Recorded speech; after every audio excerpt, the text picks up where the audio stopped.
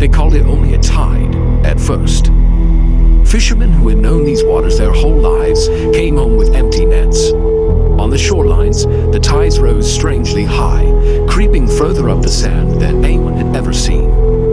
Worried, scientists on a research vessel far out at sea sent out a scan, probing the unusual currents. What the screen showed changed everything. An enormous, irregular shape, moving with impossible speed through the abyss. That night, the deep began to glow with an eerie, beautiful light. The crew gathered on deck, pointing as the surface rippled like a mountain stirring in its sleep. Then, it breached the calm. A guardian from the abyss. A legend made real. Its massive serpentine head broke the water, steaming in the cool night air. The world reacted with fear.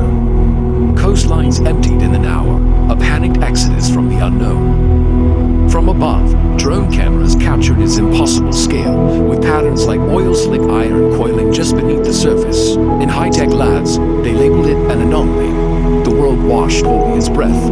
But fear was not the only response. Brave volunteers answered the call, assembling in small rescue boats at dawn. They came to see if life could be saved, not to fight a monster. As their small boat approached a shoreline shrouded in steam, they saw it. The creature wasn't hunting, it was guarding. It gently nudged a tangled, forgotten fishing net, and inside, a nest of beautiful, glowing eggs pulsed with soft light. The rescue leader lowered his weapon and raised a hand in peace. Back on the research vessel, the scientists explained to a stunned crew. They adapted to warmer seas. We disturbed their nursery. Flashbacks confirmed it. Our offshore rigs, our relentless drilling. We dug where we should not have. As military ships arrived, their non-lethal deterrents lighting up the sky, the creature rose to shield its nest. And it stared back, not with hate, but with a silent plea. And so, they chose mercy. The rescue team worked quickly, cutting the nets, carefully freeing the small egg clusters. They placed them in protective buoys, floating them to safety. Trust is given slowly. The great creature nudged one of the boys, then backed away, allowing them to work. But nature turned wild. A storm rolled in, and one brave soul risked everything, straining to tow the precious cargo out of danger as massive waves crashed over him. For a moment, hope held. The boys floated into calmer water, the egg clusters safe. On the military ships, leaders chose restraint. The great creature, its young now protected, retreated to deep water with a slow, sorrowful motion, leaving its nest to safer hands. That night, scientists watched over the floating nursery, guarding the last of a line. Then, on one egg, a tiny crack appeared, a tremor of new life stirring within.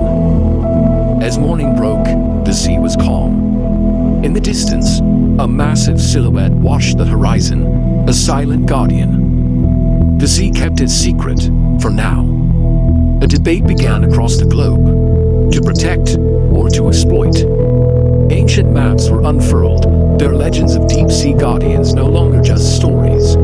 Some, like the scientists planting new sensors, promised to guard this life. And on the shore, children prayed for the sea. The crack on the egg widened, and a tiny flipper emerged. A new heartbeat joined the world. Far out at sea, the great creature seemed to lower its head in a silent thank you before the deep took it back. Law changed, respect returned. A lesson learned in fear was now taught with wisdom in every classroom. The smallest hatchling swam, guided by careful hands and gentle technology. The sea slept again, its mysteries intact, but it was not forgotten. We do not own the sea, we are merely its guests. And in the face of the unknown, care, humility, and mercy will always be stronger than fear. Thank you for watching this story unfold.